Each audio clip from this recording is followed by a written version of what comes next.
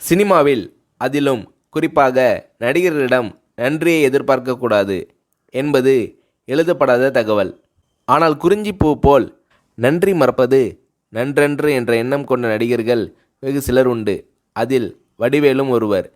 ஏறிய ஏணியை எட்டி உதைக்கின்ற காலத்தில் தன் வாழ்வில் ஒளியேற்றிய ராஜ்கிரனுக்கு வடிவேலு அவர்கள் உதவி செய்ததாக ஒரு செய்தி உண்டு. அந்த உணர்வு எப்படி வந்தது? இதை பற்றி வடிவேலு அவர்களை ஒரு முறை சொன்னபோது, எப்படின்னு சொல்கிறது கஷ்டம்ன, ராஜகிரண் சார் இல்லைனா நான் இல்லை, இந்த புகழ் வசதி வாய்ப்பு எதுவுமே இல்லை, அவர்தான் கை தூக்கி விட்டு சோறு போட்டார், எனக்கு அவர் கடவுள் மாதிரி, அப்பேற்பட்ட மனுஷனுக்கு கஷ்டம் வந்தால் பார்த்துக்கிட்டு சும்மா இருக்க முடியாதுண்ணே, அதனால் என்னால் முடிஞ்ச உதவியை செஞ்சேன், அதை உதவின்னு சொல்கிறதே பெரிய வார்த்தைண்ணே, நன்றி கடன்னு தான் சொல்லணும், இன்னும் கூட தீர்க்க முடியாத நன்றி கடன் அது என்று உருகுகிறார் வடிவேலு.